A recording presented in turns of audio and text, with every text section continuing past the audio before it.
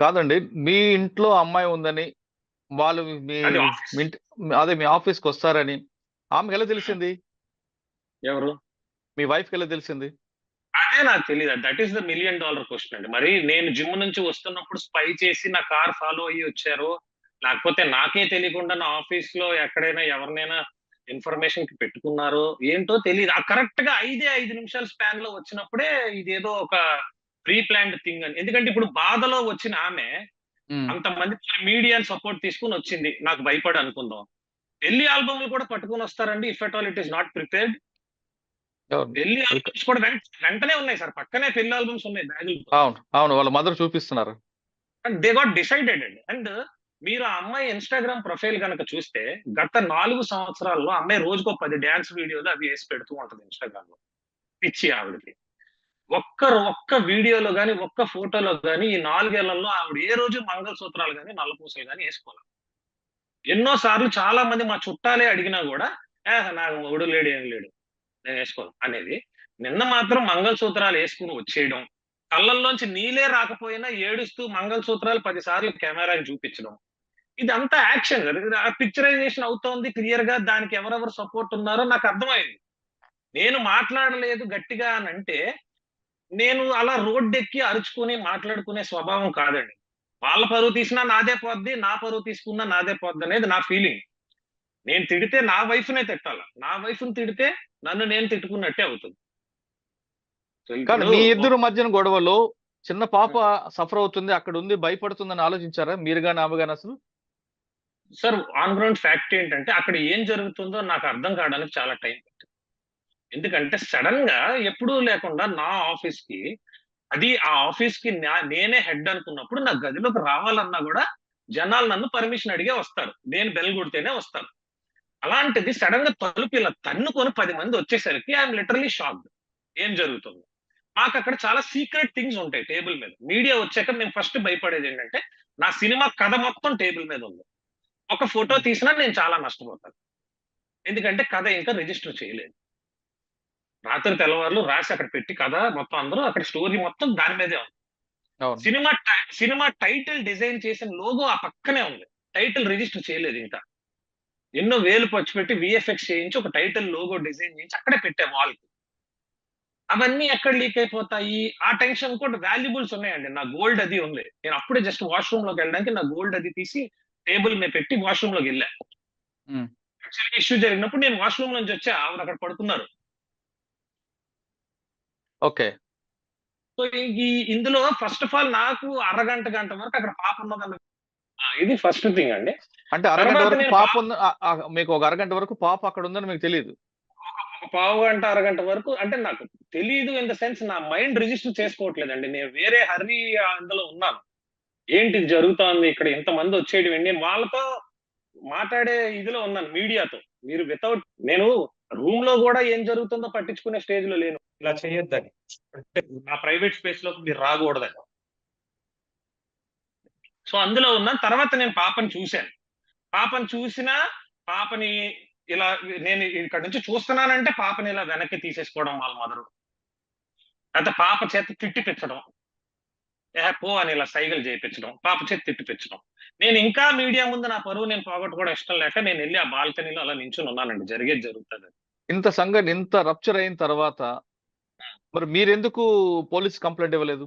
ఎందుకంటే మీ పర్మిషన్ లేకుండా వీళ్ళందరూ మీ ఆఫీసులోకి రావడం అనేది ఒక పెద్ద నేరం.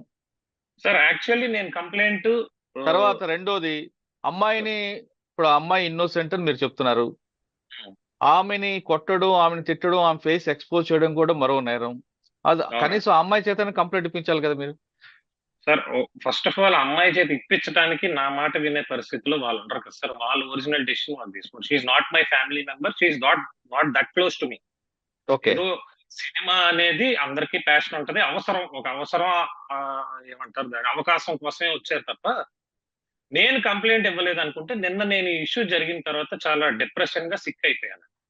ఎందుకంటే so many people started calling మీ తేజ గారు మిమ్మల్ని మేము యూట్యూబ్‌లో మీ ట్రైలర్‌లు ఇవి చూడడానికి ఆశపడతాం. అవి చూస్తాం అనుకుంటాం గానీ, ఏంటి సార్ మిమ్మల్ని కొట్టినట్టుగా, మిమ్మల్ని ఇంత హింస పెట్టినట్టుగా చూపిస్తున్నారు. మిమ్మల్ని బాగా అన్‌పాపులర్ చేస్తున్నారని క్లోజ్ సర్కిల్స్ నుంచి ఫోన్‌లొచ్చేసరికి నేను చాలా సేపు నా ఫోన్ స్విచ్ ఆఫ్ వేసి నేను చాలా డిప్రెషన్ లోకి వెళ్ళిపోయాను. కానీ ఐ వాజ్ నాట్. మీరు ఫోన్ స్విచ్ ఆఫ్ చేసి మీరు అంటున్నారు. పోలీసులకు అప్పచెప్పిన తర్వాత కూడా పోలీసులు వదిలిపెట్టారు, తేజ పారిపోయాడు అంటూ కొంతమంది అంటున్నారు. మీరేమంటారు? ఎవరు పోలీసులకు అప్పు చెప్పారండి? అక్కడ పోలీస్ కానిస్టేబుల్ వచ్చారు కదా. సార్ పోలీస్ కానిస్టేబుల్ వచ్చింది వాళ్ళ నుంచి మాకు థ్రెట్ లేకుండా మమ్మల్ని సెక్యూర్ చేయడానికి, మమ్మల్ని ఓకే. స్టేషన్ కి తీసుకెళ్ళడానికి కాదు. ఫస్ట్ థింగ్, ఉమ్, స్టేషన్ కి ఎప్పుడు తీసుకెళ్తారండి? వీళ్ళు ముందు స్టేషన్ కి వెళ్ళి కంప్లైంట్ పెట్టుకుని రావాలి ఇక్కడికి. ఉమ్, మీరు ఇప్పుడు పోనీ నేను పోలీసులకు ఫోన్ చేశాను, మీరు 100 చేశారు. మీరు 100లో ఏం చెప్పారు? నాకు థ్రెట్ ఉంది, సేవ్ చేయండి అని చెప్పారు. ఇప్పుడు వాళ్ళు నన్ను ఎందుకు అరెస్ట్ చేస్తారు? అక్కడ ఏం తప్పు జరిగిందని అరెస్ట్ చేస్తారు? నా ఆఫీస్ లో ఉన్నాను, సరే ఒక అమ్మాయి ఉంది, అరెస్ట్ చేయడానికి రీజన్ ఏంటి? ఉమ్, వాళ్ళని నేను రిక్వెస్ట్ చేశాను, మమ్మల్ని ఈ జనాల్లోంచి బయటకు తీసుకెళ్ళండి అని రిక్వెస్ట్ చేస్తే వాళ్ళు మమ్మల్ని బయటకు తీసుకొని వచ్చారు. ఉహు. పోలీస్ స్టేషన్ కి తీసుకెళ్తానని వాళ్ళు చెప్పలేదు, స్టేషన్ కి వెళ్తున్నాను మేము చెప్పలేదే. ఇప్పుడు డ్యామేజ్ జరిగింది అంటే అమ్మాయికి నష్టం జరిగింది అంటే ఒక చిన్న ఈగో ఫీలింగ్ వల్ల ఇద్దరి మధ్యన ఇదంతా రప్చర్ అయినట్లు నాకు అనిపిస్తుంది. మీకు సినిమాలంటే పిచ్చి, ఆమెకి మీ సినిమాకి వెళ్ళకూడదని ఆమెకి. మీరు అంటున్నట్లుగా మా అత్తవారి దగ్గరకు రాబట్టే మా కుటుంబం అంతా చిన్నబనమైంది, లేదంటే నా భార్య చాలా మంచిదని మీరు అంటున్నారు. నాకు అర్థమవుతుంది ఏంటంటే సినిమా వ్యామోహం, సినిమా ఇష్యూలోనే ఇదంతా జరిగినట్టు అనిపిస్తుంది. ఇంత రప్చర్ అయిన తర్వాత ఇష్యూ పెద్దది అయిపోయింది కాబట్టి మీరు ఫర్దర్ గా లీగల్ గా ముందుకు వెళ్తారా?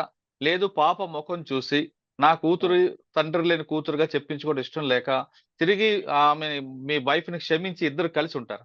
సార్ ఫస్ట్ ఒకటండి, ఈ లాస్ట్ 4.5 years లో నా మీద కంప్లైంట్లు పెట్టడం, మనుషుల్ని తీసుకొచ్చి నా ఇంటి మీద దాడి చేయడం, నా ఇంటి తాళాలు బ్రేక్ చేయడం, నన్ను చాలా సార్లు థ్రెటన్ చేయడం, బూతులు మాట్లాడుతా వాయిస్ రికార్డింగ్స్ పెట్టడం. వాళ్ళ మదరే డైరెక్ట్ గా నాకు ఎన్నో వందల వాయిస్ రికార్డింగ్స్ పెట్టారు తిడుతూ, నువ్వు రోడ్ యాక్సిడెంట్ లో చచ్చిపోతావు, కాళ్ళు ఇరిగిపోతాయి, ఇలా పెట్టడం. ఆ, ఆ, నేను మీరు తర్వాత మీరు అత్తగారి మాటలు మర్చిపోండి. మీ వైఫ్, నా మీ version డాటర్, చెప్తాను. వీళ్ళిద్దరు.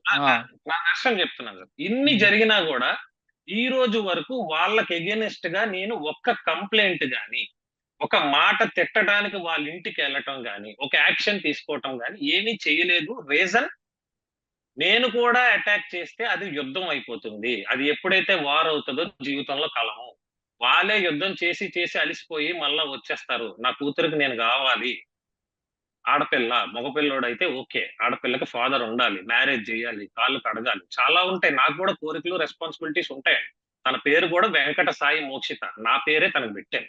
వెంకట సాయి మోక్షిత, నా పేరే పెట్టాను. ఓకే. జాగ్రత్తగా జాతకం చూసి సింహరాశి పుబ్బా నక్షత్రంలో సిజేరియన్ చేసి మరీ పుట్టించానండి.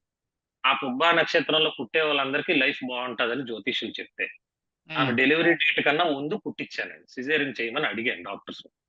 ఓకే. ఆమెకి పుట్టినప్పుడు ఉండే స్టెమ్ సెల్ ని కూడా అప్పట్లో, ఇప్పుడంటే ఫేమస్ అయిపోయింది. 2016 లో nobody knows, only Aishwarya Rai చేయించింది. ఓన్లీ యాక్ట్రెస్ ఐశ్వర్య రాయ్ గారు వాళ్ళ పాపకు చేయిస్తే నేను 2 lakhs స్పెండ్ చేసి ఆ స్టెమ్ సెల్ ప్రొటెక్ట్ చేయించాను. ఓకే. లైఫ్ టైమ్ లో తనకి గాని తన మదర్ కి గాని ఎటువంటి హెల్త్ కాంప్లికేషన్, ఎందుకంటే వాళ్ళ ఫ్యామిలీ బ్యాక్గ్రౌండ్ లో ఆల్రెడీ క్యాన్సర్ ఉంది కాబట్టి వీళ్ళకి ఎటువంటి హెల్త్ కాంప్లికేషన్ రాకూడదని ఆ స్టెమ్ సెల్ ప్రిజర్వ్ చేయించాలని, ఆ ట్రీట్మెంట్ కి ఉపయోగపడాలని. అంత ఓకే. ముందు చూపుతో పాప మీద ప్రేమతో చేసినవే. కానీ ప్రతి దానికి మనిషికంటూ ఒక సహనం ఉంటుంది సార్. నిన్న జరిగింది ఇది నేను సహనం కోల్పోయే సంఘటన. ఎందుకంటే నా సైలెన్స్ ని చాతకానితనంగా తీసుకున్న చాలా మీడియా ఛానల్స్, నా సైలెన్స్ ని చాతకానితనంగా తీసుకున్న నా వైఫ్ అయితే ఎవరు, వాళ్ళ మదర్ అయితే ఎవరు, ఈ 4 ఏళ్ల నుంచి ఎన్నిసార్లు రాయిలు ఇచ్చి కొడుతున్నా దెబ్బలు తింటున్నాడు కానీ తిరిగి కొట్టట్లా అనే ఉద్దేశంలో నిన్న ఇంతటి అఘాయిత్యానికి పాల్పడ్డారండి. ఎందుకంటే నా మీద మా నాన్నగారే ఎప్పుడు చేయి చేసుకోలేదు పుట్టినప్పటి నుంచి. నా మీద చేయి చేసుకోవటం, కావాలనే మీడియాలో రికార్డ్ చేయించి దాన్ని కొన్ని వందల సార్లు దాన్నే టెలికాస్ట్ చేయించడం, నన్ను అవమానపడేలా చేయటం, నేను డిప్రెషన్ లోకి వెళ్ళేలా చేయటం, ఇవన్నీ చేసిన కారణంగా మొట్టమొదటైతే దీని మీద లీగల్ గా తిరిగి అటాక్ చేసే విధానం, పద్ధతులు మాకు కావండి. నాది ఆ మెంటాలిటీ కాదు. లీగల్ గా పోలీసు వారు దీనికి ఏం న్యాయం చేస్తారో, తగు కేసులు ఎలా పెట్టాలో, ఏ సెక్షన్స్ కనుక్కొని ట్రెస్ పాసింగ్ కింద వితౌట్ మై పర్మిషన్ నా ఆఫీస్ స్పేస్ లోకి అది ఎంటర్ అవడం తప్పు. ఎంటర్ అవడమే కాకుండా నా స్టాఫ్ ని కూడా కొట్టారండి. నన్ను బయటకు పిలవమని ఫోర్స్ చేసి నా స్టాఫ్ ని కొట్టారు. అది మీడియా కూడా చూశారండి. వాళ్ళ మదరే నా స్టాఫ్ ని కొట్టారు. ఓకే. అక్కడ ఉన్న మీడియా ఛానల్స్ అందరూ చూశారు. నా ఆఫీస్ లో ఉన్న సీసీ కెమెరాస్ లో కూడా రికార్డ్ అయింది. నా ఆఫీస్ లో ప్రతి రూమ్ లో సీసీ కెమెరా ఉందండి. ఇంక్లూడింగ్ ఆ లోపల ఏదో జరిగిపోతుందన్న రూమ్ లో కూడా సీసీ కెమెరా ఉంది. నేను ఆ మొత్తం ఫుటేజ్ తీసుకెళ్లి పోలీస్ వారికి చూపిస్తాను. ఆ లోపల ఏ తప్పు జరగలేదని చూపిస్తాను. బయట తప్పు జరిగిందని కూడా చూపిస్తాను. క్లియర్ గా నేను ఆ రోజు ఏ టైంకి ఆఫీస్ లోకి వెళ్ళాను, ఏ ఇప్పుడు టైంకి బయటకు వచ్చాను. ఆఫీస్ స్థలాలు మీ దగ్గర ఉన్నాయా? ఆమె దగ్గర ఉన్నాయా? ఇప్పుడు ఆ రోజు నా ఆఫీస్ లో థెఫ్ట్ జరిగిందండి. బేసిక్ గా ఒక రింగ్ మిస్‌ప్లేస్ అయింది. అండ్ నా కార్ కీసు, నా నా సొంత ఇంటి కీసు, నా ఆఫీస్ కీసు అన్నీ కలిపి ఉన్న ఒకే ఒక్క సెట్. ఆ సెట్ పట్టుకొని ఎళ్ళిపోయారండి. డైరెక్ట్‌గా నా వైఫే పట్టుకొని ఎళ్ళిపోయింది. యాక్చువల్లీ నేను గూడా అంతమంది జనంలో ఎవరో తీసుంటారులే అనుకున్నాను. వాళ్ళని అనుమాన పడలేదు. వాళ్ళు యూట్యూబ్‌లో చూపిస్తున్న వీడియోస్‌లోనే క్లియర్‌గా ఆవిడే పట్టుకెళ్ళిపోతున్నట్టు కనిపించింది సార్. అవి కూడా రికార్డ్ చేసి పెట్టుకున్నాం సార్. రేపు పోలీస్ కంప్లెయింట్‌కి వెళ్ళినప్పుడు ఆ కంప్లెయింట్ ఎలా రాయాలో ఏంటో ఆ కంప్లెయింట్ రాసి దాంతో పాటు ఈ ప్రూఫ్స్ కూడా సబ్మిట్ చేసి మాకు న్యాయం చేయమని అడుగుతుంది. అంటే లీగల్ గా ప్రొసీడ్ అవుతానంటారు మీరు?